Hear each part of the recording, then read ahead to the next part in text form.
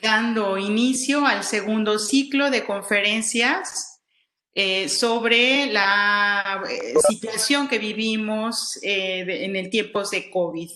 Y damos la bienvenida a la doctora Beatriz Minguer Cestelos. Ella está coordinando esta actividad y pues bienvenida en este espacio del Centro de Investigación y Promoción Cultural para la Integración Comunitaria Comparte Vida AC.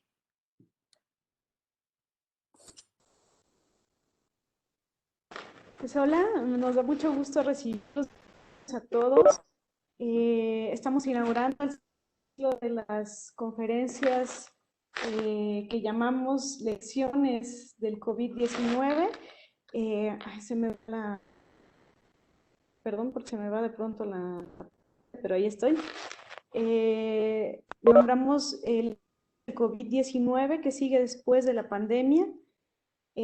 Justo porque lo que estamos tratando de hacer es que en estas conferencias sea un espacio de reflexión y de análisis sobre el momento coyuntural que estamos viviendo, pero entendiéndolo como un momento generado también por una crisis estructural mucho más profunda que se viene suscitando desde hace décadas a través de una serie de políticas públicas que han detonado la privatización y la priorización de los capitales por su beneficio colectivo. Pero entendiendo que además esta crisis es una crisis civilizatoria, está generada además por de dominación del mundo humano y no humano. En este es que estamos generando este ciclo de conferencias, estos ciclos de conferencias, para hacernos saber a nosotros agentes de transformación, y como agentes de transformación no solamente podemos, sino que tenemos la responsabilidad de cambiar nuestro entorno para el bien común. En este sentido es que hemos invitado a nuestros ponentes, a nuestros conferencistas de este ciclo, y hoy toca la presentación del doctor Josafat Iván Hernández Cervantes. Él es licenciado por la Facultad de Economía de la UNAM, maestro y doctor en social ciencia, ambas con mención honorífica. Actualmente está realizando una estancia postdoctoral en el Centro de Investigación de Ciencias de la Complejidad de la UNAM, y ha realizado diversas estancias de investigación en diversas universidades, como en la London School of Economics, en la UNED en Madrid, España, en Carolina del Norte, en Estados Unidos, en Curitiba, en Helsinki, en fin, tiene un amplio currículum. También ha hecho ponencias a nivel nacional e internacional, y tiene diversos artículos publicados en revistas especializadas y capítulos del libro.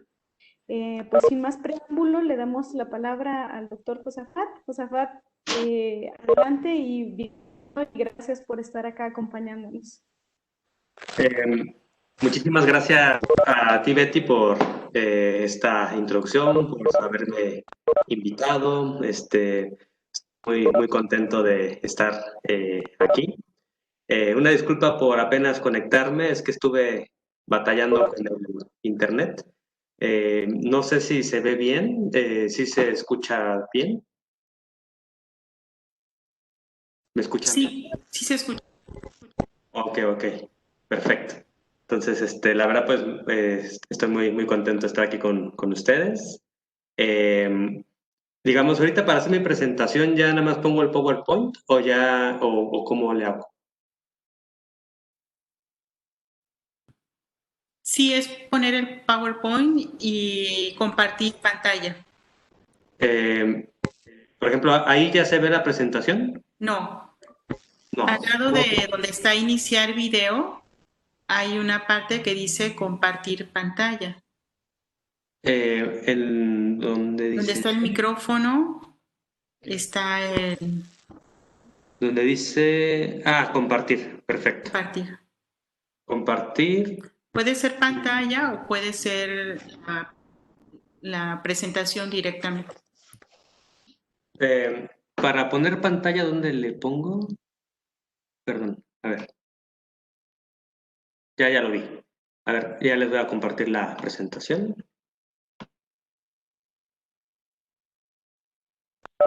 Ahí ya se ve.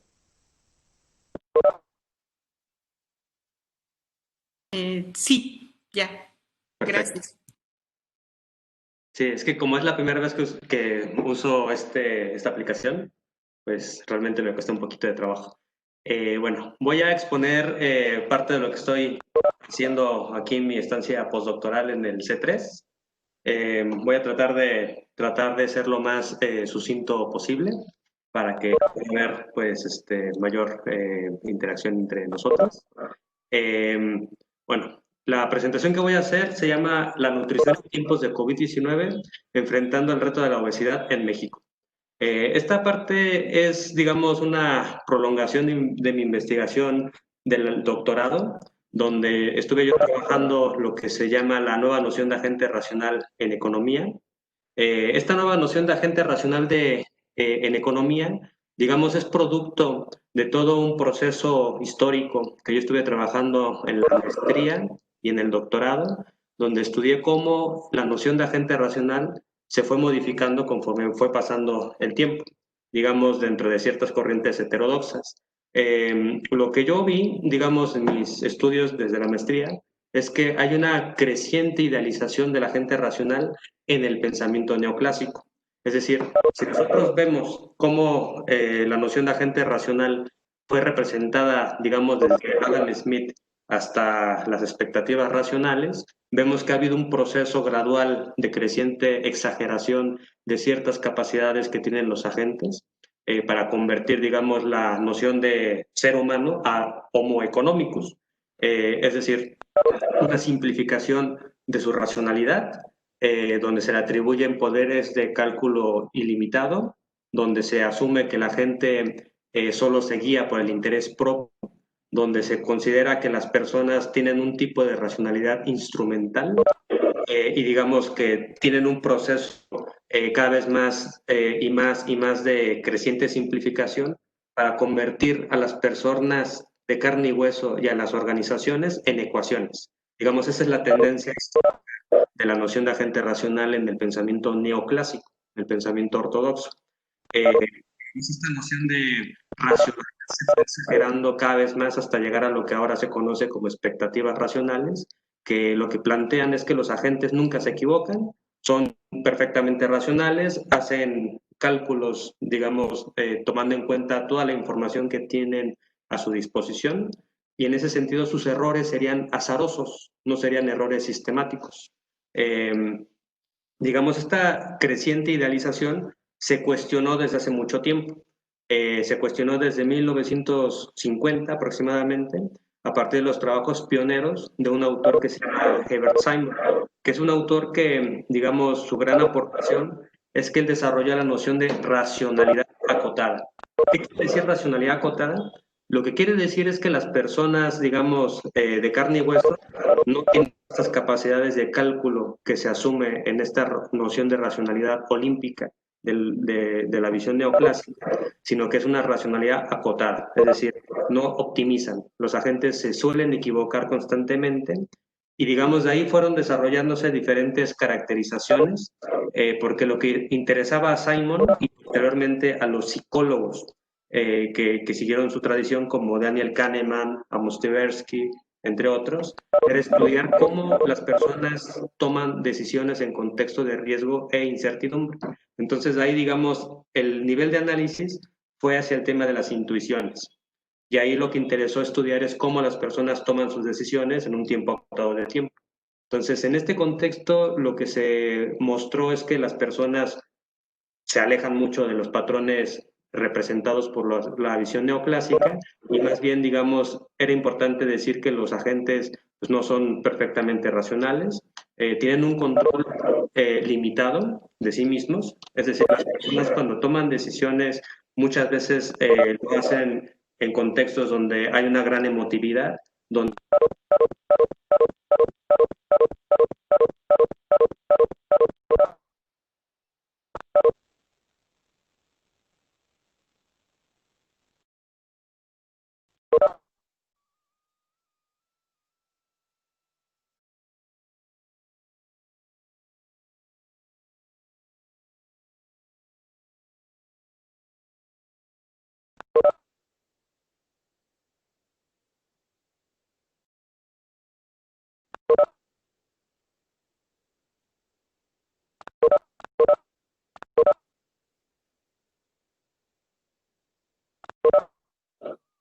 Sí, bueno.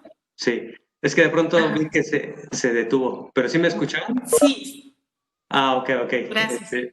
Sí, sí, bueno, es que como que de pronto se desapareció mi imagen. Perdón, ¿eh? Bueno, todo esto para decirles que desde 1950 ha habido la formación de una nueva corriente de pensamiento económico que se le ha llamado Behavioral Economics, que significa economía del comportamiento o economía conductual. Y en gran medida esta nueva corriente de pensamiento parte de una crítica a la noción de agente racional neoclásico para tratar de darle un sustento más naturalizado, digamos, a la noción de agencia, tomando en cuenta elementos tanto de la psicología como elementos, digamos, de la sociología y antropología, porque lo que aquí importa es estudiar cómo las personas de carne y hueso toman decisiones. Por eso el tema de la prosocialidad también se vuelve muy, muy importante, porque las personas no son meramente motivadas por el interés propio, sino que también se interesan por el interés de los demás, les interesa actuar con base en imitación, en normas sociales, y hay una serie, digamos, de elementos sociales que también son parte de la toma de decisiones de los agentes, que en los modelos neoclásicos no se consideran. Entonces, digamos, esta visión de agente racional se ha ido desarrollando y cada vez se ha ido madurando más y posteriormente se ha ido aplicando a diferentes áreas. Eh, Incluso se habla de una especie de revolución de la economía conductual en la actualidad, porque se están aplicando, digamos, estos métodos al análisis de diferentes temas, micro, macro, etcétera. Entonces, digamos, lo que a mí me interesa en lo particular es mostrar qué implicaciones de política pública tiene esta noción de agente racional. Para eso, digamos, lo que yo voy a estar haciendo a lo largo de esta charla y a lo largo de mi trabajo ha sido, pues, estudiar lo que se llaman las arquitecturas de las decisiones y los empujones suaves, los llamados nudges, y por otro lado lo que son los impulsos educativos. Más adelante voy a explicar con un poco más de detalle en qué consisten estas nociones, porque son importantes para ver cómo se puede, digamos, incidir en el terreno de las políticas públicas para modificar patrones de comportamiento. También, digamos, voy a mostrar cómo se pueden generar nuevas aplicaciones de viejos instrumentos, en este sentido, la contextualización de ciertos incentivos, etcétera. Y luego, digamos, a mí lo que me interesa es mostrar cómo esto puede servir para modificar hábitos de los agentes, y en lo particular, hábitos de alimentación. ¿Por qué los hábitos son importantes? Número uno, porque a diferencia del individualismo metodológico, me interesa a mí decir que no somos personas aisladas, que tomamos decisiones aisladas. Siempre estamos situados en un contexto social. En este contexto social o entorno social, digamos, está compuesto por diferentes agentes, diferentes normas sociales, desigualdades, condiciones tecnoeconómicas. Todo eso constriñe nuestras acciones y todo eso hace que vayan emergiendo ciertos hábitos en los agentes que son producto, digamos, de la interacción repetida entre los agentes y su entorno social. Los hábitos son predisposiciones a actuar y los vamos adquiriendo conforme vamos socializándonos en una sociedad. Hay un autor que se llama John Dewey, que es un autor pragmatista norteamericano, que él decía que en su mayoría los seres humanos somos criaturas de hábitos, no de razones y no de emociones, no de instintos, sino más bien los hábitos son los que al final van, digamos, moldeando tanto nuestra inteligencia como nuestras emociones y nuestras pasiones. Y estos hábitos los vamos adquiriendo en un proceso muy complejo de socialización. Por eso la noción de habituación es algo muy importante, digamos, en las ciencias sociales.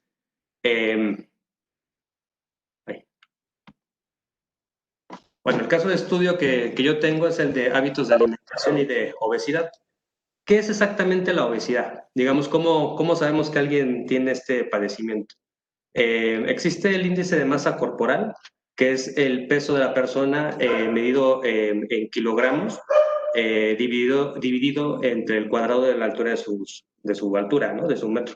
Entonces, la cuestión es que hay diferentes grados, digamos, en los cuales uno puede caracterizar a las personas a partir de su índice de masa corporal.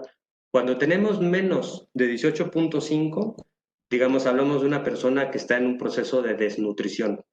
Cuando hablamos de 18.5 y 24, Ese es el llamado peso normal. Eso es el peso ideal, digamos, al cual los nutricionistas nos deberían empujar, ¿no? Nosotros deberíamos tener este rango. Pero cuando tenemos sobrepeso es cuando tenemos entre 25 y 30 de este nivel, o 30 o más, digamos, es para el caso de la obesidad. Entonces, digamos, el tema es que este último valor, que es el de la obesidad, ha ido creciendo bastante en los últimos años, ¿no? En la actualidad, pues se habla de que más o menos 7 de cada 10 personas, al menos en México, padecen de sobrepeso y de obesidad. Conforme vayamos avanzando en lo que yo voy a ir exponiendo, pues vamos a ver cómo ha ido incrementándose de manera pues bastante dramática este tema de la obesidad. ¿Cómo podemos caracterizar la obesidad? Exactamente a qué se debe.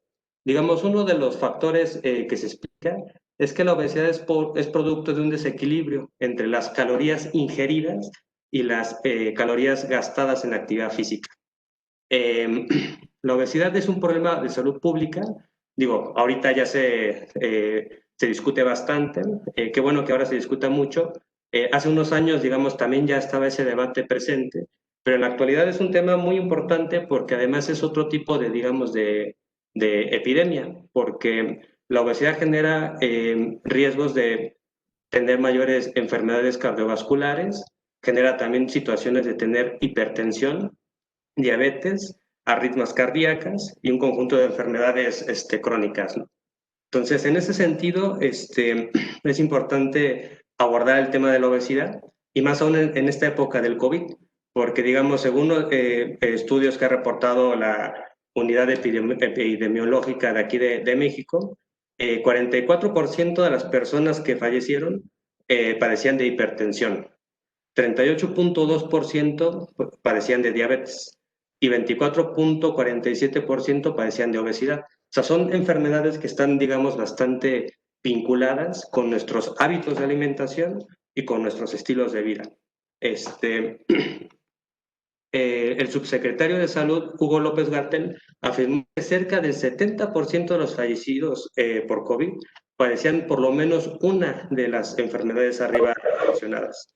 Aquí es importante decir que, digamos, son factores de riesgo que se agravan conforme uno tenga, digamos, el COVID. Por ejemplo, si uno tiene hipertensión, tiene diabetes y tiene obesidad, digamos, la probabilidad de que eso se vaya a agravar en una enfermedad cada vez peor es muy, muy alta. Por eso el tema de la obesidad es algo que se tiene que abordar y qué bueno que ahorita en la actualidad este gobierno sí lo está abordando, porque antes los gobiernos anteriores no lo estaban tratando. Bueno, la obesidad es un fenómeno multicausal y es un fenómeno muy complejo. Tiene que ver con estilos de vida sedentarios, tiene que ver con dietas insanas, cómo las personas comen, digamos, de una forma inadecuada. Aquí pues uno puede ver que claramente las personas no se comportan conforme lo plantean los modelos neoclásicos de elección racional, ¿no? Porque muchas veces las decisiones que se toman con respecto a lo que se come van en contra del propio interés y van en contra del bienestar, ¿no? Y muchas veces las personas eligen lo que no prefieren, ¿no? Más que nada, conforme ahorita vaya yo explicando, aquí se va a ver de una forma más clara. Hay cambios en los mercados de alimentos que también, digamos, hicieron que se incrementara el consumo de comida chatarra, cambios en los procesos productivos agroindustriales, una creciente urbanización, caída de salarios reales y falta de tiempo por exceso de la jornada laboral. Estos factores son importantes considerarlos en su conjunto porque, digamos, los estudios que ha generado la Organización Mundial de la Salud, la FAO y también el Banco Mundial han apuntado de que básicamente los problemas tienen que ver, número uno, con un proceso de globalización de estilos de vida occidentales, donde, digamos, ahí el estilo de vida es bastante sedentario. Nuestros cuerpos, digamos, fueron evolucionando para estar adaptados a un conjunto de actividades que requerían, pues, un ejercicio físico bastante fuerte, ¿no?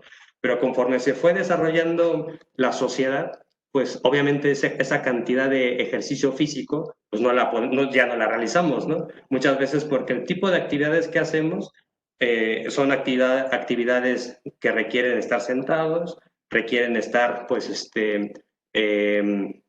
haciendo un tipo de actividad muy monótona. Muchas veces también la jornada laboral lo que hace es incrementar los tiempos de trabajo con los cuales, digamos, las personas carecen de tiempo para poder cocinar, etcétera, etcétera.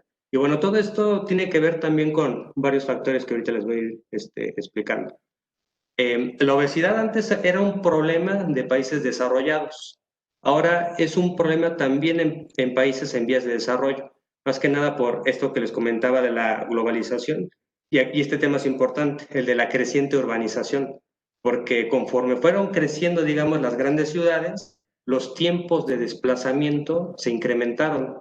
Las personas que viven en zonas periféricas de las grandes ciudades, pues, digamos, tienen que desplazarse desde sus casas a sus centros de trabajo y digamos en el proceso, muchas veces en casos como aquí es el caso de la Ciudad de México, pues digamos el promedio se considera 88 minutos al día. Digamos, eso es lo que una persona de la Ciudad de México gasta en promedio, pero si nosotros consideramos las personas que viven en las zonas más periféricas de la ciudad, lo que se ve es que hay personas que gastan 2 horas, digamos, de ida desde sus casas a sus centros de trabajo y luego 2 horas de regreso.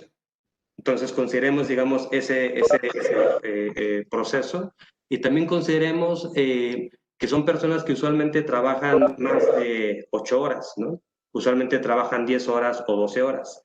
Digamos, en este estilo de vida que se genera en este proceso de urbanización, lo que tenemos es que estas personas se desplazan, digamos, en la calle, tienen que trabajar y tienen muy bajo poder adquisitivo en sus salarios. Entonces, aquí el fenómeno de la comida, del consumo de comida chatarra, pues se incrementó bastante, porque son personas que tienen que consumir, más que nada para tener energía y así poder aguantar sus procesos de trabajo, ¿no? En las jornadas laborales. Entonces, ahí los criterios en cómo se come, digamos, está bastante restringido por las condiciones materiales que genera la sociedad. Entonces, este tema es importante porque por eso la FAO, por eso la Organización Mundial de la Salud y por eso incluso algunos estudios del Banco Mundial apuntan que una de las causas que genera obesidad es la creciente urbanización. Entonces, yo creo que ese punto es muy, muy importante enfatizarlo porque, digamos, usualmente cuando se habla de obesidad, este tema casi no se trata, ¿no? Según estudios también de la FAO, las mujeres suelen ser más vulnerables al tema de la obesidad porque, digamos, su proceso o sus tasas metabólicas son más lentas que las de los hombres. Además de que usualmente requieren ellas más cantidad de hierro y a su vez pues también requieren cierto tipo de alimentos más específicos por su constitución fisiológica, ¿no? El tema es que en esta sociedad donde existe todavía el patriarcado, muchas veces ocurre que las mujeres tienen un patrón de vida más sedentario que el de los hombres, porque los hombres, digamos, se van a trabajar, la mujer se queda en casa y usualmente, digamos, mantiene un tipo de vida más sedentario. Por eso se menciona que las mujeres tienen especialmente una mayor vulnerabilidad a sufrir de obesidad. Pero bueno, aquí yo no pude subir a ¿cómo se llama? Mi presentación PowerPoint. Aquí voy a tratar de ver si puedo compartir unos cuadros estadísticos. Lo que pasa es que lo que yo encontré mirando las estadísticas es que en el caso de los hombres, también se incrementó muchísimo lo que es la obesidad. No sé si aquí se ve el cuadro. ¿Sí se ve aquí el cuadro? Por ejemplo, en 1975, en México, había solo 5.7% de hombres que padecían de obesidad, en 1975. En 2016 subió hasta 24.3%. En el caso de las mujeres, 13% sufrían del padecimiento de la obesidad en 1975. En 2016 es 32.8%.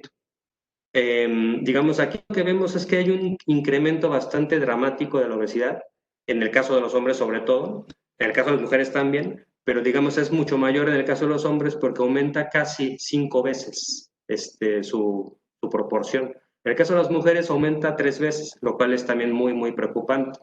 Si lo comparamos con Estados Unidos y con España, digamos, la obesidad también subió en esos lugares, pero la brecha de género es mayor en México que en Estados Unidos y que en España. Incluso en España, en la actualidad, hay más hombres que padecen obesidad que mujeres. Y eso pues, nos habla de ciertas situaciones que se viven en esos países. Este cuadro me parece importante también mencionarlo para enfatizar en la parte de que los estilos de vida occidentales han generado estos problemas de obesidad, sobre todo porque si nosotros comparamos México, Estados Unidos y España, el incremento es bastante exponencial. Pero en el caso de Japón, que tiene otro tipo de hábitos de alimentación, la obesidad pasó solo de 1% en 1975 a 4.3%. Entonces, digamos, este tema es importante también para mostrar cómo el entorno genera, digamos, situaciones muy, muy complejas. Voy a tratar de irme más rápido porque ya vi que llevo media hora, entonces para tratar de concretar. Dentro de los problemas que ya estuve apuntando, pues digamos, ya mencioné el tema de la urbanización, ya mencioné el tema de la caída de los salarios. Aquí voy a poner simplemente una gráfica para que se vea de una forma más clara cómo ha sido el comportamiento del salario mínimo real de México. Podemos ver que desde 1977 hay una tendencia bastante fuerte a la caída y posteriormente se queda, digamos, bastante empantanado la dinámica del salario mínimo real. Entonces, digamos, en ese proceso de deterioro de los salarios también vemos un deterioro corporal de las personas. Yo creo que aquí, digamos, es muy importante enfatizar que cualquier propuesta que vaya en el sentido de combatir la obesidad tiene que dimensionar que esto es un problema también de clase, en el sentido de que los sectores más pobres que viven en las ciudades, en los sectores más periféricos de las ciudades, son los que mayor riesgo tienen de generar este padecimiento de la obesidad. Hay otro factor que también es crucial, que es el de la falta de educación nutricional. Muchas veces las personas no saben qué comer, en qué cantidad, ni con qué frecuencia. Hubo una encuesta que hizo la encuesta nacional de salud en 2018, donde se les preguntaba a las personas cuánta cantidad de calorías debe consumir una persona al día, y el 80% de las personas no sabía, dijo que no sabe, literalmente aquí lo podemos ver. La respuesta es entre más o menos 2.000 calorías, es lo que debe de comer una persona, digamos, en las condiciones de sedentarios, ¿no? De personas más o menos que tienen estilos de vida moderadamente sedentarios, 2.000. Si son personas que hacen muchísimo ejercicio, tendrían que comer entre 2.000 a 3.000 calorías. Pero aquí lo que podemos ver es que solo 2.3% contestó de manera adecuada. Entonces, eso nos habla de una falta muy fuerte de educación nutricional. La mayor parte de las personas, digamos, sí lee, digamos, los etiquetados, pero de estos solo es el 56%. 43% no lee etiquetados. Y digamos, dentro de los que lo leen, la pregunta es si se entiende o no se entiende. Solo 27% del total dijo que sí es muy comprensible. Algo que les parece poco comprensible es la mayoría, 42%. Y ya las personas que dijeron que no lo entienden es 21%, 6%, y bueno, 2% contestan que no saben. Eso nos habla de una falta de pedagogía, porque muchas veces la educación nutricional pues es bastante limitada y las personas realmente cuando ven los etiquetados no saben qué están comiendo, no saben cómo interpretar esa situación. Entonces, digamos, aquí el reto es, número uno, cómo incrementamos también la educación nutricional. Número dos, cómo vamos modificando el entorno social que va generando este problema de la obesidad, que tiene que ver con caída de salarios de los trabajadores, con modelos de urbanización que hacen que las personas tengan que comer, digamos, en situaciones bastante precarias, usualmente la comida en la calle, comida de bajo valor nutricional, muy fácil de adquirir, y que el único criterio es que la gente tenga energía rápida para aguantar un proceso de jornada laboral, no, digamos, un criterio basado en la nutrición. Entonces, esos son los grandes retos que tendríamos que ver cómo se abordan desde las políticas públicas. Entonces, aquí yo en lo que presento, retomo pues algunos elementos de la economía del comportamiento, donde se hace como, se hace una nueva noción de agente racional, donde básicamente lo que se considera es que las personas tienen control limitado, racionalidad acotada, no son personas aisladas de la sociedad. Y entonces aquí podemos plantear una serie de arquitecturas de las decisiones que pueden servir para empujar a las personas a que coman mejor. Entonces, ¿qué es una arquitectura de las decisiones? Una arquitectura de las decisiones es el contexto en el cual las personas van a tomar sus decisiones. Estos contextos en los cuales las personas tomarán sus decisiones ya están cargadas hacia una opción, porque las personas tienen sesgos cognitivos. Todos los detalles, absolutamente todos, importan. Y digamos, en ese sentido, todas las arquitecturas de las decisiones no son neutrales. ¿Por qué digo esto? Porque, por ejemplo, piensen ustedes cuando uno va a un supermercado. Cuando uno va al mercado y va a pagar, usualmente en la parte final aparece pues, vendiéndose a los consumidores comida chatarra. Entonces, muchas veces esa manera de presentar la información invita a que las personas consuman comida que no tenían planeado consumir, y muchas veces si tenían hambre y ellos habían ido a comprar una cosa, pero de pronto ven ahí a su alcance una Coca-Cola, pues la consumen. Entonces, en ese sentido, hay una manera de presentar la información bastante tramposa por parte de algunas empresas que hace que las personas tomen decisiones, muchas veces decisiones inconscientes, ¿no? Entonces, este tema es importante porque siempre hay arquitecturas de las decisiones. Siempre se presenta la información de una forma cargada a las personas y en ese sentido son inevitables. Ahora, cuando se hace una caracterización desde el terreno de las políticas públicas sobre las arquitecturas de las decisiones, uno puede mostrar que se pueden modificar y que estas modificaciones se pueden hacer para llevar a las personas a que tomen decisiones de una forma predecible. Y en ese sentido se introduce un pequeño y suave empujón que hace que las personas tomen decisiones conforme uno vaya, digamos, diseñando el empujón. Entonces, en ese sentido se plantean algunos empujones. Aquí les pongo un ejemplo que es así como muy sencillo, que tiene que ver con cómo hacer que una persona como Homero Simpson coma fruta, ¿no? Cuando va a pagar. Entonces, aquí lo que plantea este ejemplo es simplemente poner la comida chatarra en los lugares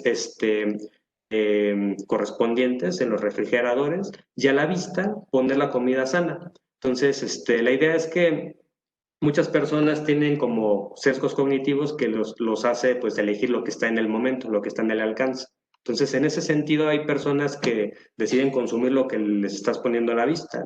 Este tipo de ejemplos se aplicaron en los Estados Unidos en algunas cafeterías donde pusieron la comida, digamos, sana, la comida, ensaladas, etcétera, en la barra, y se midió después el impacto que tuvo eso. Y más o menos cerca del 30% del consumo de los niños aumentó, digamos, en este tema. Aumentó el consumo de comida saludable en 30%, simplemente poniendo la comida sana a la vista. Entonces, esto es un ejemplo de un pequeño y suave empujón.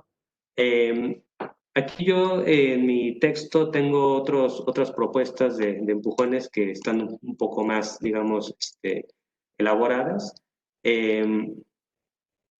Dentro de los empujones, pues está esto que se llaman las reglas por defecto. Y una de estas reglas tiene que ver con el tema de regular el tamaño de las porciones, porque usualmente cuando las personas consumen cualquier tipo de comida, tú les sirves el plato y en México y en los países occidentales se terminan todo el plato. Entonces, aquí el tema es que conforme ha ido creciendo la agroindustria y conforme ha ido creciendo, pues, digamos, las dinámicas globalizadoras, el tamaño de las porciones ha crecido muchísimo y entonces se le ofrece a las personas una gran cantidad de ingesta calórica que altera sus equilibrios metabólicos. Entonces, aquí el tema es cómo hacemos para que se reduzca el tamaño de las porciones que se venden en los mercados.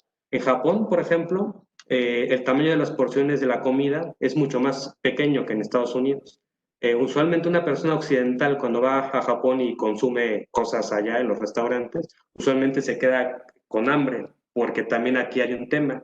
En los países, digamos, occidentales, usualmente la idea de comer es que uno come hasta llenarse, y digamos eso pues no debe de ser, ¿no? Uno debe de comer la cantidad suficiente que le permita estar bien, que le permita estar sano. Entonces, este es un ejemplo de regla por defecto. Otro ejemplo de empujón serían las llamadas advertencias gráficas. Bueno, ya ahorita afortunadamente se están promoviendo nuevos etiquetados. Son 6 tipos de etiquetados. Pues no les voy a explicar los etiquetados porque seguramente esto ya lo han visto en los medios de comunicación. Pero aquí el tema es que por lo menos hay un intento de avanzar en la educación nutricional para explicarle a la gente que lo que consumen tiene exceso de azúcares, exceso de calorías, exceso de grasa, y que eso permita a las personas tener mayor información sobre lo que vayan a consumir. Ahora, ¿qué tan efectivo va a ser este empujón o esta advertencia gráfica? Eso está por verse, pero digamos en algunos países se ha mostrado que ha habido algún tipo de efecto en el consumo de comida chatarra. Por ejemplo, en Chile se aplicó esto y parece ser que se redujo en 10% en algunos centros de comida. Entonces, digamos, es una advertencia gráfica que sería importante ver cómo funciona. Hay otros ejemplos de empujones, ya les hablé. Esto es muy importante. En el Reino Unido, a partir del COVID, también ha habido muchísima discusión sobre cómo reducir la obesidad, porque ese país también ha tenido una alta tasa de letalidad a partir del COVID, porque su población también sufre de enfermedades crónicas cardiovasculares. Y una de las medidas que se están discutiendo es regular el tiempo en el cual se presenta la comida chatarra en los medios de comunicación. Allá, digamos, se propone que solo después de las 9 de la noche se pueda ver este tipo de marketing. Y mientras en el conjunto del día, pues no verlos. O sea, para que la población, sobre todo la población infantil, no esté expuesta a este tipo de marketing. Hay otro tipo de empujones sociales que tienen que ver con cómo las personas se imitan unos a otros o también imitan, digamos, personas que consideran que tienen cierto liderazgo y cierta carisma. Dentro de esto, pues digamos, el tema es que cuando usualmente una persona padece de obesidad, como que se vuelve muy complicado que deje de padecer la obesidad.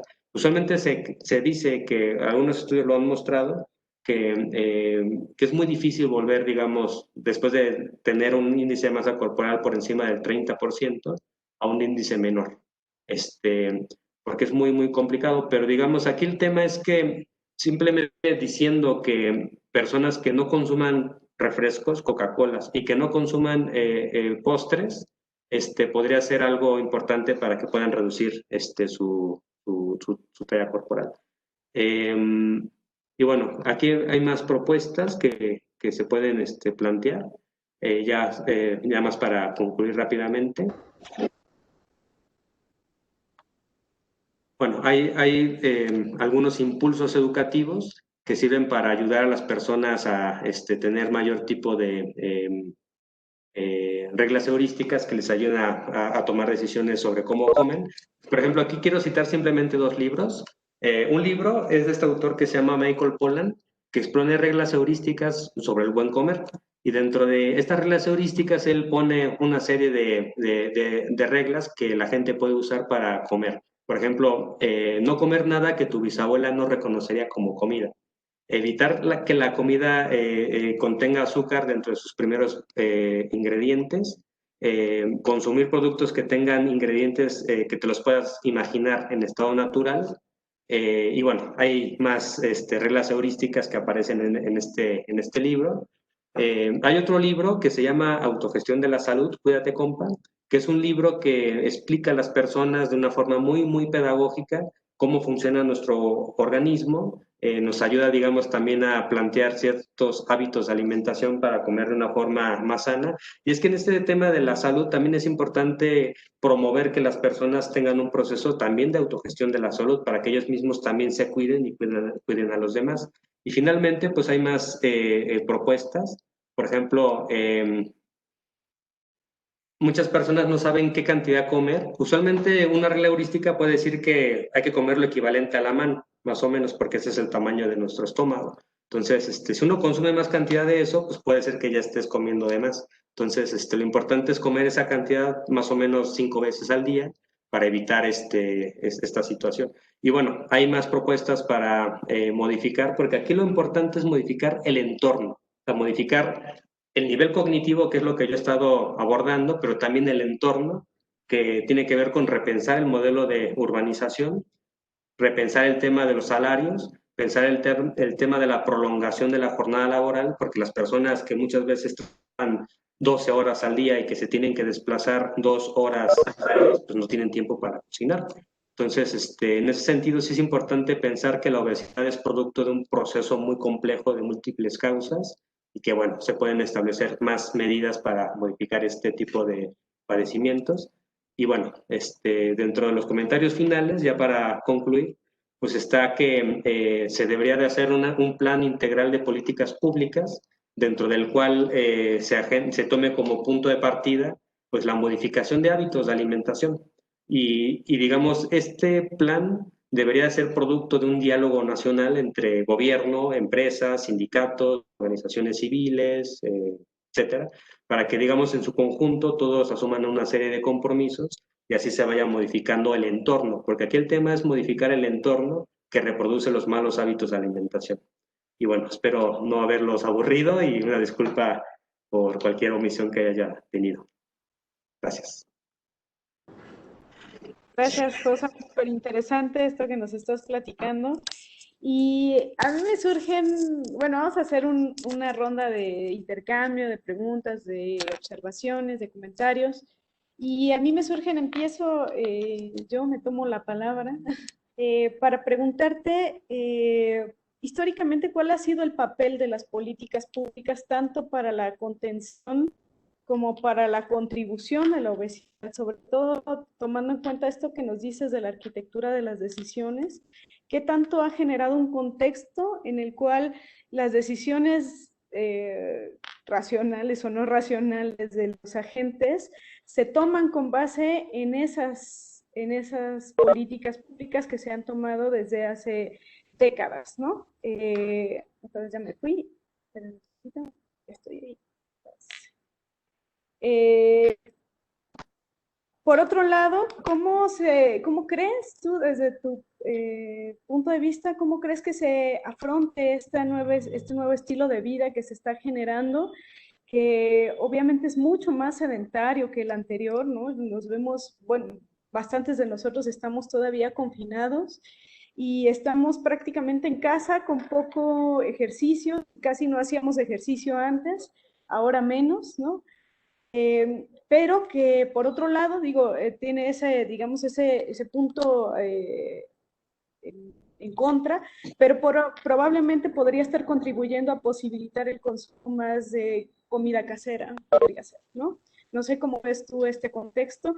Y en este sentido, preguntarte si tú opinas que la comida mexicana, la comida que hemos consumido por años, tendrá más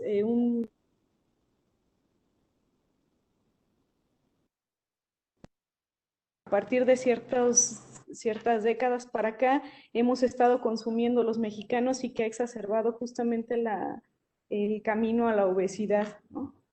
Sí. Si haya más preguntas, si quieres las vamos juntando. Vale, vale, sí, sí, si quieres, lo que ustedes me digan, si quieren, hacen así una primera ronda de preguntas, luego ya yo les contesto. Vamos a ver si hay algunas otras preguntas, juntamos alguna primera y contestamos y así nos vamos. Perfecto. ¿Sí? ¿Sí? Si hay comentarios, dudas, adelante, por favor. Bueno, a mí me llamó mucho la atención el tema de la disminución de los salarios que comentabas. Y bueno, antes que nada, muchas gracias por la ponencia, muy clara, muy interesante, con muchos aspectos relacionados precisamente con estas formas, ¿no?, que tenemos de elegir los alimentos que consumimos. Pero me llama la atención la relación que me gustaría que ampliaras entre la disminución del ingreso, ¿no?, y el consumo. ¿Cuál es la propuesta primero, bueno, cuál es la observación que se hace a nivel social de esta relación? Y luego, si hay alguna propuesta que estén trabajando a nivel de políticas públicas en donde se vincule este tiempo, bueno, de COVID-19 que ha provocado ciertamente, además, una crisis económica, de pérdida de trabajos, de muchos trabajos y por lo tanto del ingreso económico en las familias.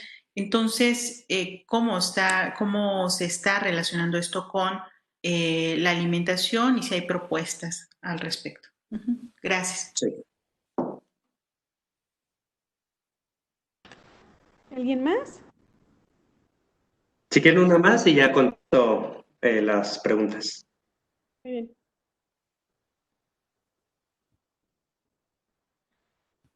En el chat está una pregunta. Sí, sí, ya lo acabo de mirar. Bueno, si quieren, les contesto. A ver, la primera cuestión que preguntaba Betty, bueno, muchas gracias por todas las preguntas, me parecen muy interesantes. Eh, digamos, sobre la relación histórica entre las políticas públicas y el tema de la obesidad.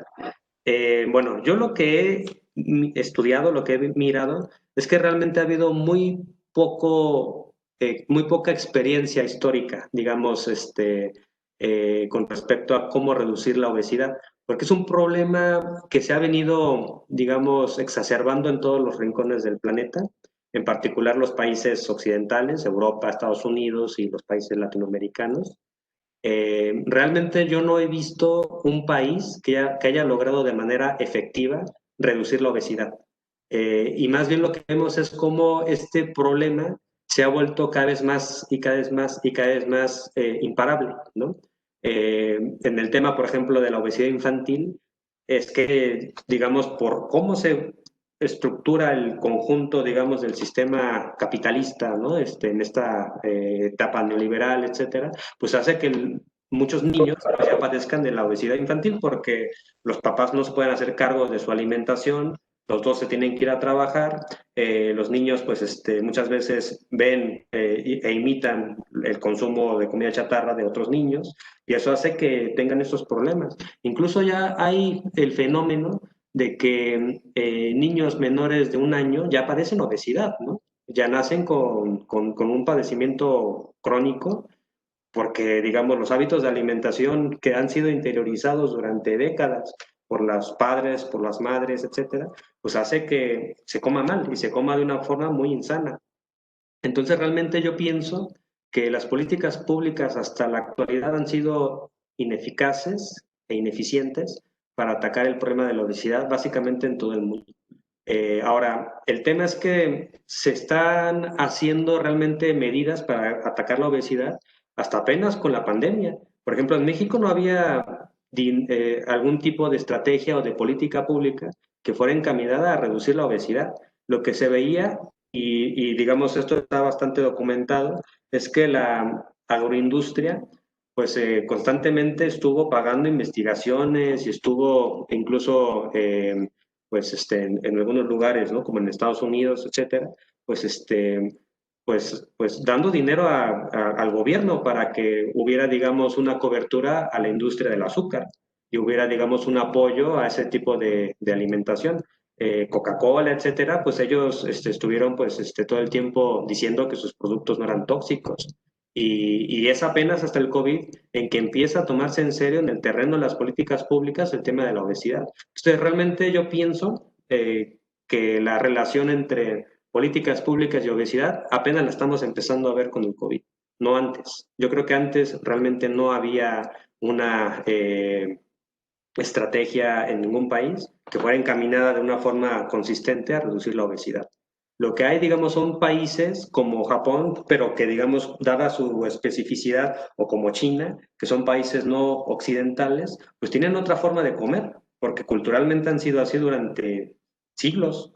O sea, digamos, allá no se consume comida chatarra, no se consume tanto azúcar, no se consumen tantas cosas que dañan al cuerpo, ¿no? Entonces, bueno, eso digamos con respecto a tu primera cuestión.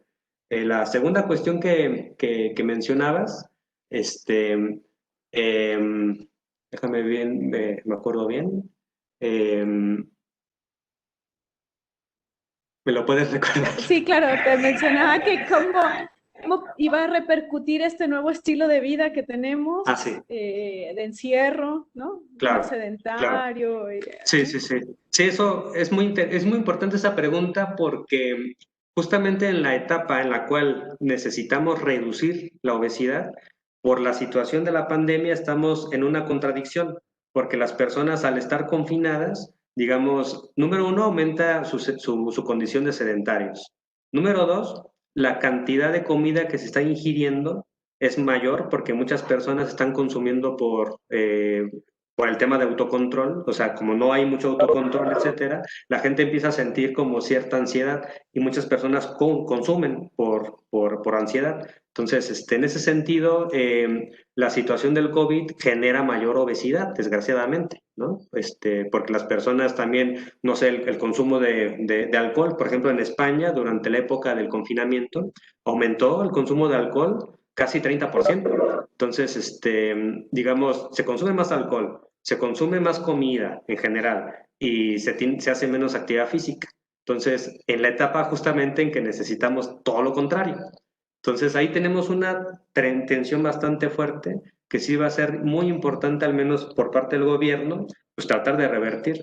¿Cómo lo va a poder revertir? Pues tratando de generar algún tipo de programas para que las personas se ejerciten en casa. O sea, quédate en casa, pero también come bien en casa y ejercítate en casa. O sea, son cosas que quizás necesitaremos implementar de una forma más fuerte para que la salud de la gente pues, no se vea tan deteriorada en estos tiempos de COVID. Porque se habla mucho también de la salud psicológica y la salud mental, pero también la salud corporal. Aquí pues yo creo que sí requiere también este tratamiento para que las personas hagan actividad física en casa. Eh, y finalmente, bueno, lo que preguntaba con respecto a la relación entre pobreza y, digamos, obesidad. Este tema es muy importante eh, porque el tema es que cuando una persona tiene poco, digamos, capacidad adquisitiva, el tipo de alimentos que va a poder comprar, ya sea en la calle o ya sea cerca de su casa, van a ser los alimentos pues más baratos, ¿no? Los más baratos y muchas veces son alimentos que tienen peor calidad nutricional, si es que no se tiene suficiente educación nutricional. Entonces, en algunos países como Argentina, ha habido algunos estudios que muestran que la población pobre consume una gran cantidad de comida rica en carbohidratos, rica en grasas y rica en azúcares. Porque, digamos, la gente cuando tiene escasez de recursos, lo que quiere es llenarse el estómago. Entonces, ese tipo de comida es lo más barato. O sea, consumir pan, consumir tortillas, consumir café, Coca-Cola. Eso es, digamos, el tipo de cosas que se consumen de forma más habitual en poblaciones de bajos recursos, sobre todo en regiones periféricas de las grandes ciudades, ¿no? Eh, entonces, el consumo, por ejemplo, de fibra, el consumo de proteínas y el consumo de hierro, usualmente en las capas populares es menor. Entonces, ahí, digamos, se genera una situación de que aumenta la posibilidad de tener obesidad. Pero además el problema está en que cuando uno tiene el padecimiento de la obesidad, como que se oculta, digamos, el problema también de la malnutrición, porque tener una, digamos, estructura corporal obesa no significa que uno esté sano, digamos, es todo lo contrario. Pero muchas veces como que la idea de la malnutrición, uno piensa que es cuando tienes el cuerpo súper delgado y que te estás, digamos, casi muriendo de hambre, y no necesariamente. Entonces, ese es el tema de la obesidad. Como es un fenómeno tan complejo y al mismo tiempo tan aparencial, muchas veces como que se ocultan las causas profundas que estructuran la obesidad. Y muchas veces estas causas profundas pues, tienen que ver con el conjunto del sistema, que genera dinámicas estructurales que, tienen que generan un deterioro corporal en las personas, ¿no? Entonces, digamos, o sea, la respuesta corta yo diría, pues sí, la dinámica del sistema capitalista en la actualidad es lo que genera obesidad. Digamos, esa es la respuesta corta, pero explicar eso ya requeriría un análisis mucho más detallado, ¿no? Por eso aquí yo hablaba de los salarios, hablaba del cambio en los mercados de alimentos, hablaba también de la falta de educación nutricional, hablaba también del marketing y en cierto sentido también mencionaba los modelos de urbanización, ¿no? Entonces el problema es tan complicado que sí requiere un tratamiento bastante amplio y aquí el tema de los salarios es fundamental para que la gente pueda acceder a una canasta básica más sana. Y bueno, la pregunta que me hacían respecto a si la obesidad es consecuencia de lo económico, digamos, yo diría que no solamente es lo económico. O sea, yo aquí he mostrado algunos datos donde se ve, digamos, una cierta correlación. Hay que trabajar más esa correlación para, digamos, desmenuzarla, ¿no? Pero sí hay una correlación entre pobreza, entre flujo de alimentos de chatarra que llegaron a México a partir del Tratado de Libre Comercio y, digamos, obesidad. Al menos yo creo que esas son cosas que están ahí y que se requiere, digamos, explicar. Pero también el tema de la educación nutricional, porque muchas veces, pues, las personas no saben qué cantidad de calorías deben de comer. Y luego, por ejemplo, tampoco saben que muchas veces las calorías no es nada más el monto absoluto, sino también la composición de esas calorías la que hace daño al cuerpo, ¿no? No es lo mismo consumir 2.000 calorías de comida chatarra que consumir 2.000 calorías de comida, pues digamos, sana, ¿no? Este, y bueno, por ahí había otra pregunta, ¿no? Muchas gracias. Y pues al final también, cómo las políticas también han incentivado más bien la obesidad, ¿no? No solamente que lo hayan contenido, sino a partir también de ciertas políticas de apertura indiscriminada a cualquier tipo de producto extranjero, genera un tipo de consumo también, ¿no? Entonces genera esto que tú llamas el notch, pero en otro sentido, ¿no? No en el Exacto. sentido, digamos, el sentido positivo del notch, del empujoncito a una mejor alimentación, sino genera justamente la alimentación de los cereales, ¿no? Que por años pensamos que eran alimento bueno y en la mañana era lo que le dabas al niño, a mí me lo daban, yo se lo di a mi hija, porque era lo que pensábamos, que era un Claro. alimento que podría al menos sustituir, digamos, todo un desayuno grande y que no teníamos tiempo además de hacerlo y que rápido el desayuno pues era en la mañana cereal Kellogg's y vámonos. Y poco a poco se han ido haciendo evidentes cómo todos estos alimentos en realidad no contribuyen a una nutrición, sobre todo en la edad infantil, ¿no? Que es más peligroso todavía. Claro. Entonces, pues más bien acá es como más bien las políticas han hecho el trabajo contrario a la contención de la obesidad, ¿no? Que eso es muy preocupante. No sé si tengamos más comentarios, muchachos. Aquí hay uno en el chat que me preguntan, ¿por qué considera usted que las personas no se dedican a cosechar sus alimentos? ¿Por qué no implementar los huertos en casa? Así serían alimentos más nutritivos. Eh, bueno, sí creo yo que, bueno, un poco también en conexión con lo que mencionas tú, Betty. Eh, o sea, número uno, creo yo que primero hay que ser conscientes que en el sistema, en nuestra vida cotidiana, existen las arquitecturas de las decisiones. Estas arquitecturas de las decisiones muchas veces se hacen con trampa. Digamos, se hacen, como dice Richard Taylor, nudge for evil, ¿no? Y estos nudge for evil, que él llama sludge, que significa algo así como empantanamiento o enlodamiento, o sea, te empujan para enlodarte.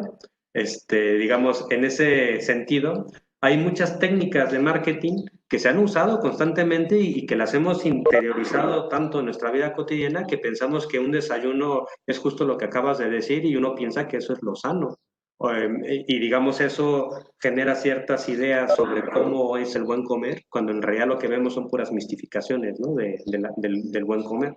Entonces, aquí sí creo yo que al menos el tema de subrayar que existen arquitecturas de las decisiones y que estas arquitecturas de las decisiones juegan con nuestros sesgos cognitivos por medio de ilusiones, yo creo que eso es un tema muy importante a analizar tanto de una forma como de otra. Digamos, podemos usar esas arquitecturas de las decisiones también para promover un buen comer.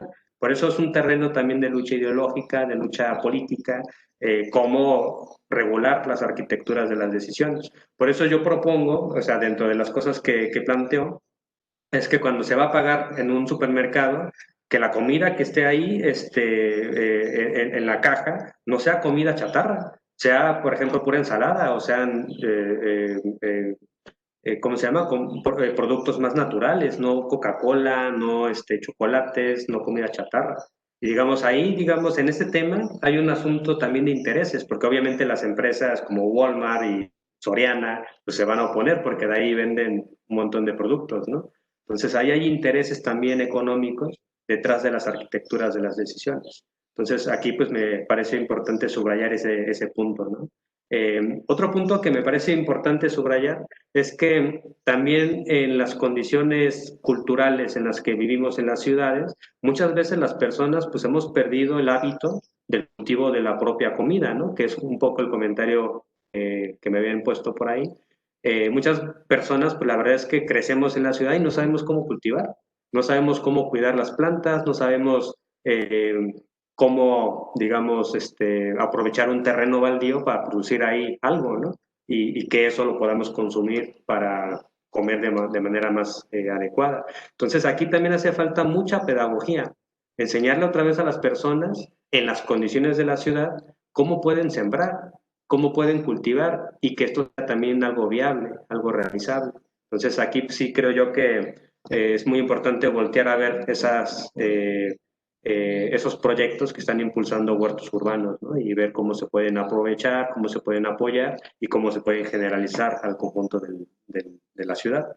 Aquí una pregunta me dice, ¿qué opinas sobre la prohibición de bebidas y alimentos chatarras hacia los niños y adolescentes en Oaxaca? Pues yo estoy completamente de acuerdo. O sea, me parece una medida muy, muy adecuada.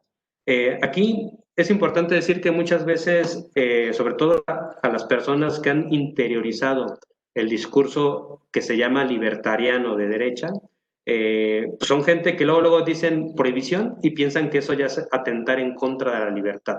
Y no necesariamente. Digamos, si uno entiende la libertad en un sentido negativo, en un sentido solamente de libertad de elegir como Milton Friedman, obviamente una prohibición te va a coartar tu libertad. Pero si uno entiende la libertad en un sentido más marxista, en un sentido más hegeliano, en un sentido más como Amartya Sen, de que la libertad es lo que puedes hacer, de darte las capacidades en positivo, de cómo poder tú ejercer tu propia autonomía, digamos, ahí las prohibiciones pueden ser útiles. Ahí, digamos, las prohibiciones incluso pueden contribuir al incremento de estas capacidades para ejercer la libertad y en ese sentido yo veo que la prohibición de bebidas y alimentos chatarras, lejos de coartar la libertad de los niños, en realidad la está potencializando, porque está aumentando su, digamos, salud nutricional. Y en ese sentido, yo creo que hay que ver estas medidas, ¿no? O sea, es decir, hay prohibiciones que no necesariamente tienen que verse como cosas dictatoriales o verse como cosas hechas por gobiernos totalitarios, ¿no? Simplemente es lo que se tiene que hacer por sentido común, ¿no? Por promover la salud pública de las personas.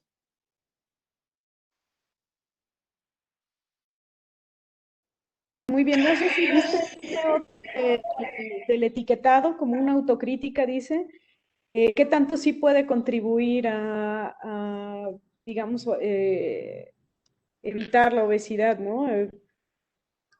Dice acá, en forma de autocrítica, considera que la planeación de la Secretaría de Salud en poner nuevos etiquetados en productos con exceso de calorías ayude a disminuir el consumo de estos en un país como México. Sí, Bueno, yo los datos que presenté muestra que 50% de la población mira los etiquetados y 50% no los mira. Digamos, un poco también para dimensionar. O sea, en los etiquetados sí creo yo que se tienen que implementar, se tienen que impulsar, pero también, digamos, no esperemos que vayan a cambiar de manera dramática los hábitos de alimentación de todos los mexicanos, porque una gran parte de los mexicanos no miran los etiquetados y por más imágenes llamativas que uno quiera poner, muchas personas no las van a mirar, ¿no? Porque, digamos, la manera en cómo toman sus decisiones es simplemente por inercia. Entonces, digamos, desde ahí hay que ver que el impacto va a ser limitado, ¿no? No por ello hay que desestimarlos, más bien me parece que todo lo contrario, hay que ver que van a impactar, al menos dentro de la encuesta que yo estuve estudiando, van a impactar al otro 50% de la población, dentro de los cuales 20% no entendía los etiquetados, ¿no? Pero los quieren entender. Al menos en este sentido habría que ver qué tanto de esa población, ese 20% que mira los etiquetados y no los entiende, ahora sí los va a entender. Y cómo esto va a cambiar sus hábitos de alimentación. Entonces, sí creo yo que hay que mirar en su contexto todo, ¿no? Los etiquetados no son la panacea, pero sí son un importante avance.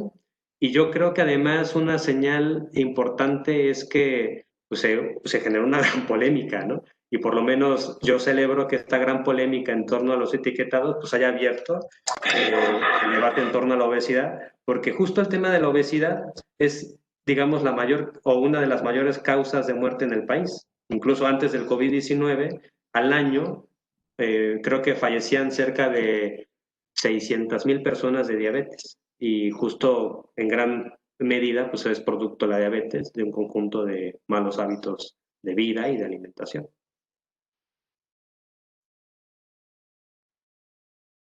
Sí, es un complemento, sí, ciertamente. Tenemos otras preguntas del chat. No sé si las hayas revisado, déjame ver. Eh, Preguntan, ¿creen que la obesidad en México se da por las costumbres adentro de la familia? Y además, el etiquetado no significa que las personas lo relacionen con un efecto negativo en la salud. Por ejemplo, ¿cómo repercute altos niveles de sodio? claro. Con respecto a la primera pregunta, yo creo que sí se da por costumbres dentro de la familia, pero son costumbres adquiridas en un ambiente, pues en gran medida históricamente acotado por el desarrollo del neoliberalismo, ¿no? Donde los padres de familia, digamos, ya tenían ciertos hábitos de alimentación y por otro lado son padres de familia, por ejemplo, piensen ustedes en jóvenes que son padres muy, muy jóvenes, que se tienen que ir a trabajar y al mismo tiempo ellos tampoco prestan mucha atención en la educación nutricional.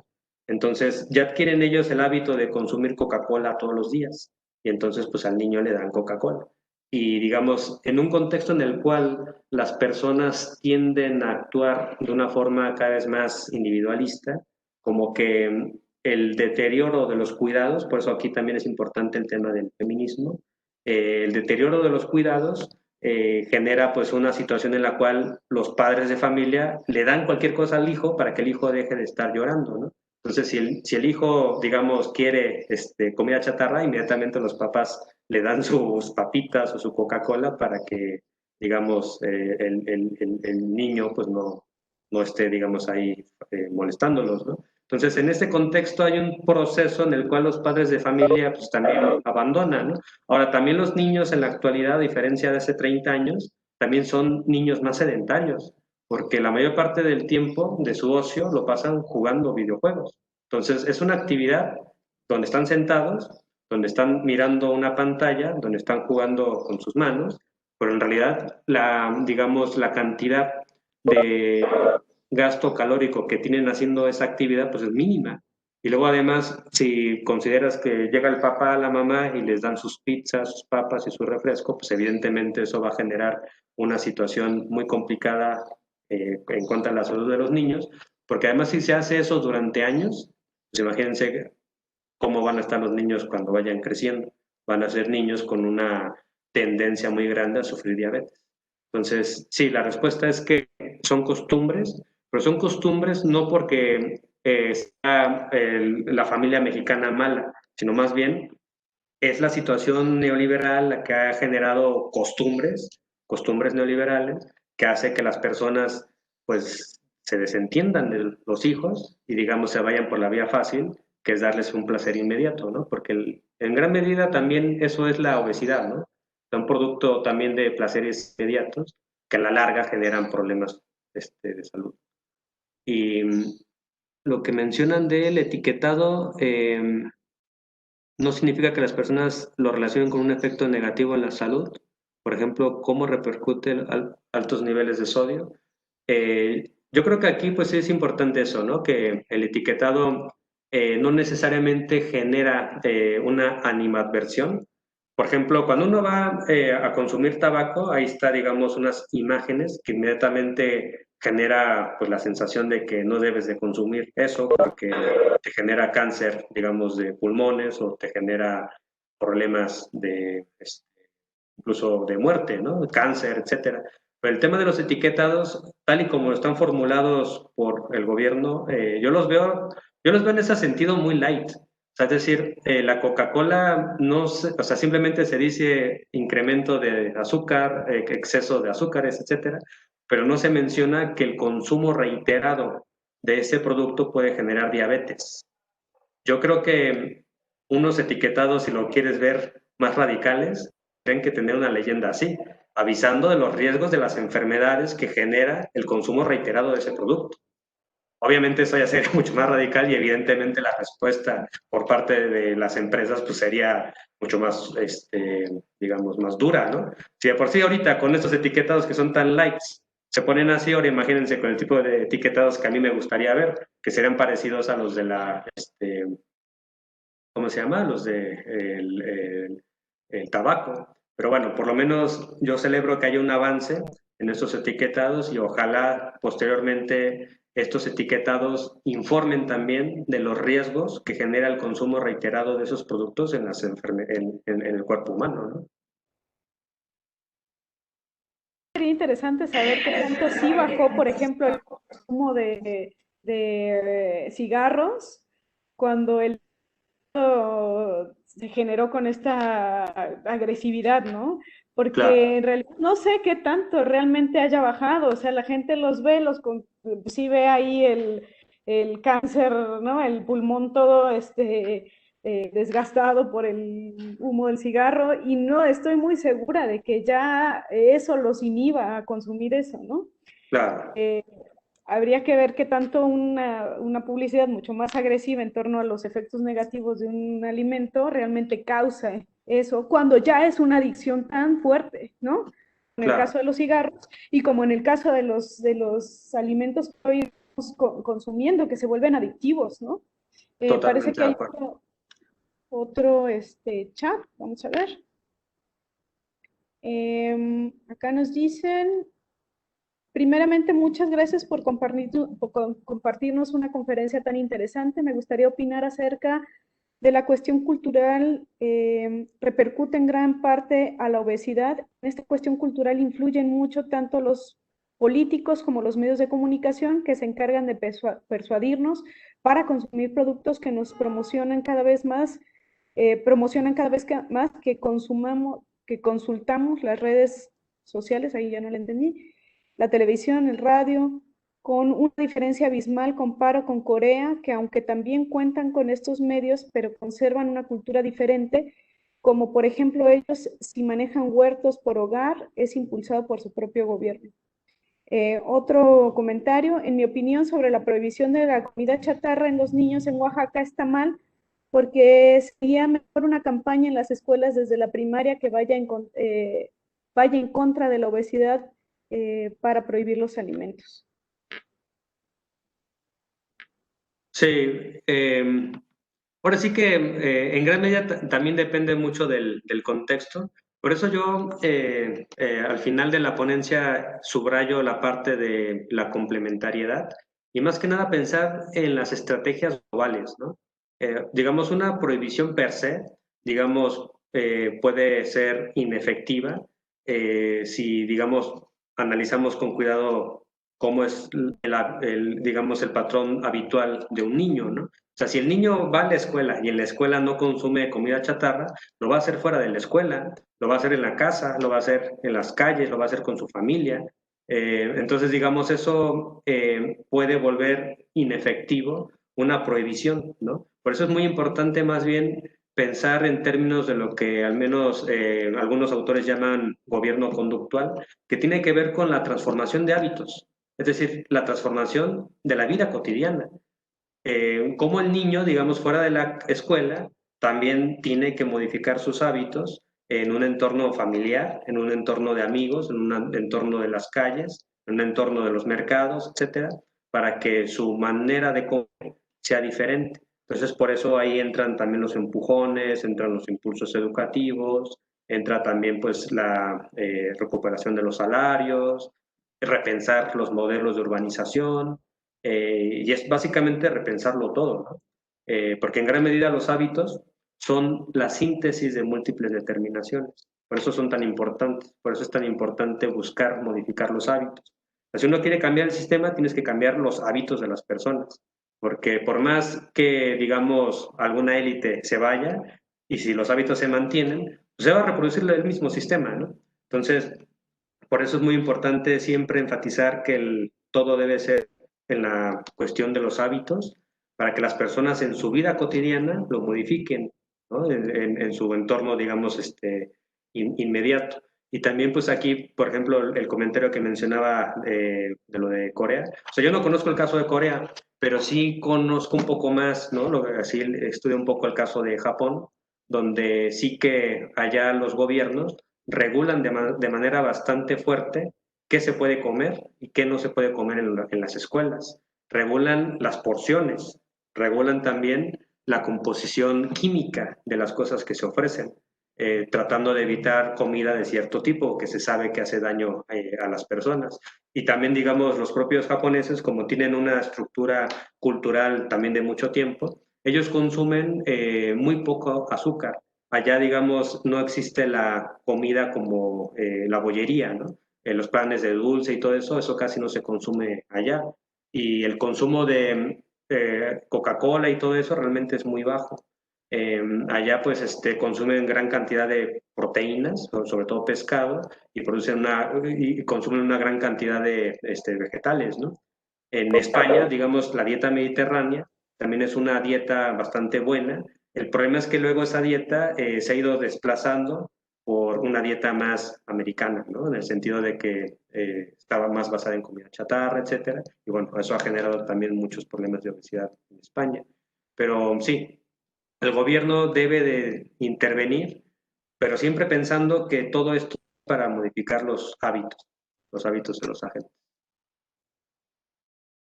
Hablando de estos hábitos de los agentes, hay un comentario en el chat que dice, bueno, yo tampoco estoy de acuerdo con la prohibición porque mientras más nos prohíben, más hacemos. ¿Tú qué piensas de eso? ¿Será que entra ahí la irracionalidad de los agentes? Bueno, yo creo que aquí también entra, o sea, aparte de esa racionalidad e irracionalidad, entra también el contexto, ¿no? La manera en cómo se plantean las cosas.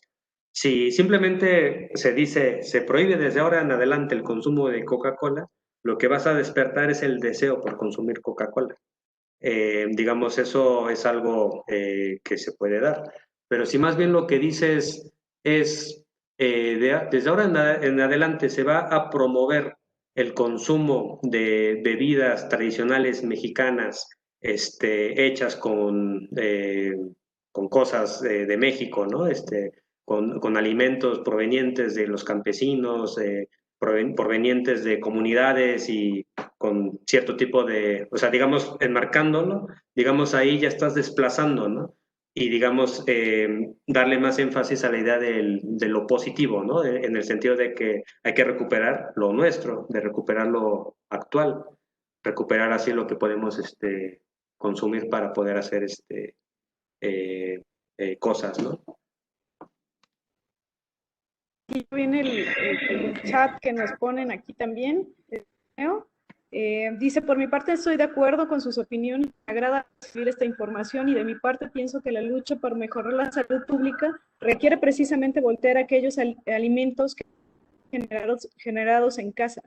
Los huertos urbanos, a mi parecer, son una posibilidad y en mi utopía veo en Tuxtla mercados verdes a los espacios vacíos llenos de huertos comunitarios. Los aspectos de nutrición y ambientales que combate los huertos urbanos no son para ignorarlos. Sí, sí, estoy totalmente de acuerdo con lo que se menciona. Claro, la cuestión acá es que, por ejemplo, no sé si has visto acá en la ciudad o en las grandes ciudades como acá en la Ciudad de México, se intentaron hacer al menos hasta techos verdes y todas estas ideas que no funcionaron, a pesar de que incluso tenían incentivos por parte del gobierno, del Estado, ¿no? Disminuyendo ciertos impuestos a los edificios que hicieran techos verdes, pero resulta que los necesitan una infraestructura diferente, el propio edificio, ¿no? Lo que pasó en muchos de los verdes y de las paredes verdes es que la estructura del edificio se iba desgastando. Incluso era ya peligroso, terminaron dejándolos morir porque no estaba adaptado para generar lo necesario, pues, para soportar un huerto, por ejemplo, un huerto urbano, ¿no? Que ya tienen otras especificidades que una azotea verde, pero digamos que necesitamos también que los edificios, que los espacios tengan suficiente, digamos, la infraestructura necesaria, el equipamiento necesario dentro de los espacios urbanos para que se posibilite esto, ¿no? Desde la construcción del propio edificio.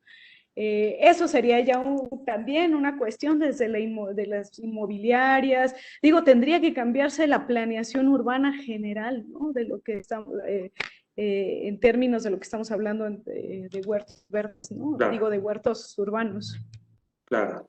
Sí, sí, la verdad es que ahorita me acabas pues sí, o sea, porque justo lo que yo estaba pensando es que uno de los problemas es la viabilidad de los proyectos, ¿no? Y es ahí donde entran pues estos temas, ¿no? Como que menciona Enrique Dussel, ¿no? De la factibilidad, que los proyectos sean factibles y sean realizables en un contexto particular, en un contexto adecuado. Y sí creo yo que lo de los huertos urbanos, pues sí es importante, pero sí es crucial ver la parte de las posibilidades que tengan para poderse generalizar y que hasta ahorita no han podido generalizarse. Y justo tú acabas de apuntar ese tema de que la verdad la urbanización no está diseñada para ello. Entonces sí, ahí digamos quienes promueven los huertos urbanos tendrían que plantear una nueva manera de pensar la ciudad. Así es, José. ¿Tenemos algún otro comentario, chicos? ¿Malú?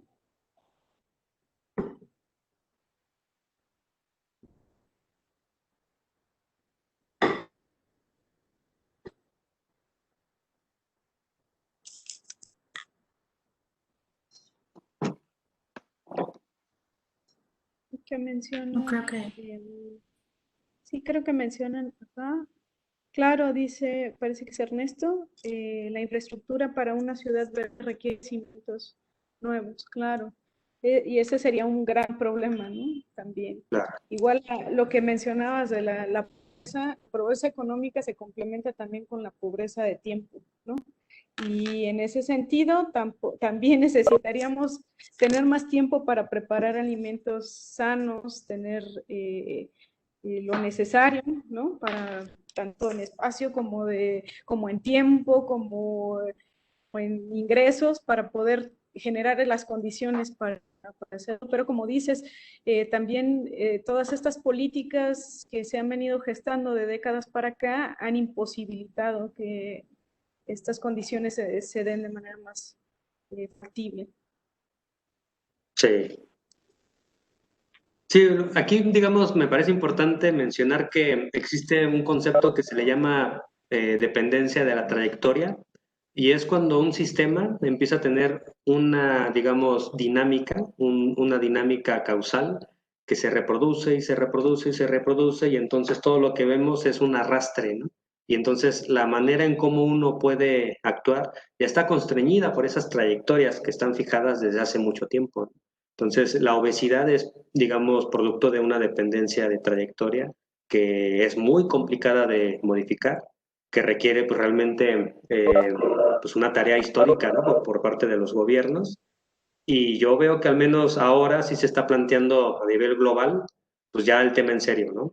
Pero se planteó hasta apenas con el COVID, porque antes, digamos, no era algo, o sea, sí se mencionaba y de pronto habían ahí personas que hablaban sobre la salud, sobre los riesgos de comer, ¿no? En el sistema actual, etcétera. Pero es ahora cuando se ve de manera urgente que la obesidad se tiene que modificar, porque es otra epidemia que afecta tanto en el corto plazo como en el largo plazo, porque también eso es otro asunto.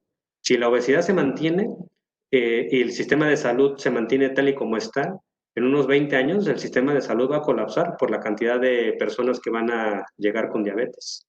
Entonces ahí eso es también un terreno de planeación crucial para que sea viable a nivel histórico pues, los sistemas de salud del mundo. Claro, y qué mejor momento que este para transformar la realidad, ¿no? Justamente por eso llamamos a este ciclo que es de la pandemia, queriendo como generar el debate y la reflexión de qué sigue, ¿no? Aquí se plantea la posibilidad de revitalizar los huertos urbanos, de generar otras vías de alimentación, relacionarnos incluso con los alimentos, que también eso es vital. Sí, ¿cómo lo vamos a construir? Tenemos que estar pensando de ahora en adelante, ¿no? Claro. Hay otro comentario en el chat.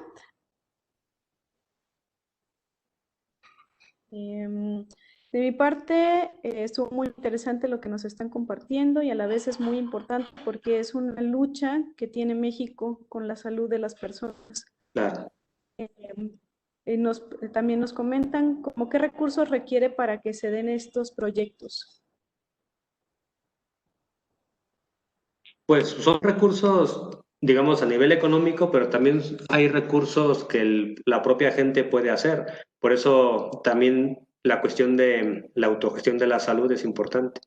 Por eso yo mencionaba el libro, ¿no? De Cuídate, compa, que fue escrito por un activista que, pues, él lo que ve es que una forma de también hacerle frente al sistema es cuidando nuestros cuerpos, porque es ahí donde también hay una serie de procesos de colonización, digamos, sobre nuestros propios cuerpos, donde sacan ventaja las empresas, digamos, agroindustriales, también las empresas farmacéuticas, y, digamos, los sistemas de salud privatizados. Todo eso, digamos podríamos decir que generan dinámicas bastante perversas, ¿no? Y, digamos, a nivel meramente de cuidarte, pues es que ya desde ahí estás, en cierto sentido, reafirmándote frente a un sistema que lo que busca es deteriorar tu cuerpo, ¿no? O sea, no de manera, digamos, así de que todo está hecho como para que tu cuerpo esté mal, ¿no?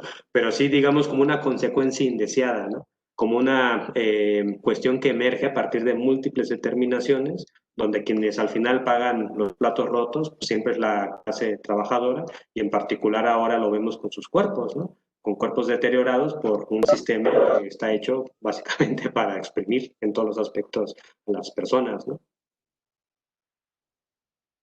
Claro, nuestro cuerpo se vuelve la expresión de las contradicciones del sistema, ¿no? Uh-huh. Y desde ahí, digamos, se puede dar cierta rebeldía, ¿no? Desde nuestros propios cuerpos. Exactamente, esa es una muy buena posibilidad, que desde nuestros cuerpos construyamos el derrocamiento de este sistema que ha sido bastante deteriorante de la vida en general, ¿no? También dicen acá, buenas tardes, muy buena información y bien explicado. Gracias. Dicen las religiones que el cuerpo es un templo y la malnutrición agrede muy gravemente este templo.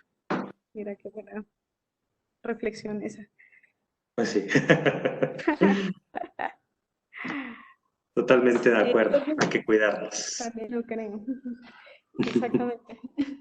pues no sé qué más tengamos, Malú, no sé si tengas algún comentario, alguna pregunta, los chicos presentes. No, pues agradezco las preguntas de los chicos, ¿no? La interacción creo que ha sido muy buena, el interés por el tema y bueno, la presentación también clara del doctor Josafat, pues nos ha ayudado también a poder comentar y poder abrir, ¿no? El diálogo con los chicos, con los estudiantes y pues agradecer nada más esta exposición. Muchas gracias, doctor Josafat. Un gusto Muchas gracias. y bueno. Sí, muchas gracias, Josa, por acompañarnos. La verdad es que fue muy rica esta experiencia de intercambio. Y pues les recomendamos que estén acá pendientes. Vamos a tener parte del ciclo también, es el 6 de octubre, con la doctora Valeria Montoya, que nos va a hablar sobre algo que tú también estabas tocando, Josa, que tiene que ver con la dinámica de los trabajadores, ¿no? Que siguen, los trabajadores son los que van a tener o los que vamos a tener repercusiones más graves en este proceso de pandemia. También vamos a tener a Zaida Vázquez con la experiencia cubana respecto al combate de la pandemia, que también me parece muy interesante revisar cuál ha sido la experiencia en Cuba, ¿no? En términos de la emergencia sanitaria. Vamos a tener a la doctora María Luisa Ballinas acá presente, también diciéndonos que las áreas urbanas también puede ser justamente por lo que tú decías, ¿no? Cómo la urbanización ha tenido también repercusiones importantes en la salud y que, bueno, ella propone las áreas urbanas como una oportunidad para la salud en tiempos de COVID. Y vamos a tener también a la doctora Silvia Yorguli, que es la presidenta del Colegio de México. Todavía está por definir el título, pero seguramente tendrá que ver con algo de los migrantes y la experiencia en el COVID, ¿no? Los esperamos los siguientes martes que vienen, a la 1 también de la tarde, aquí vamos a estar. Entonces, pues muchas gracias, Josa, fue muy interesante tenerte y ojalá nos puedas acompañar más adelante. Claro que sí. Yo la verdad les agradezco muchísimo por la invitación. La verdad es que me pareció muy, muy interesante. Ahí las preguntas, me parece excelente la iniciativa que están haciendo y las charlas que vienen, pues me parecen geniales. Y sí, yo pues estoy muy interesado en seguirme conectando para ver sus presentaciones. Súper bien, te esperamos acá, José. Muchas gracias, Malú. Claro que sí. Hasta luego. Muchísimas gracias a todos. Gracias, Betty. Gracias, Josafat. Gracias a todos por venir. Muchas gracias y que tengan un excelente día. Gracias, bye. Bye.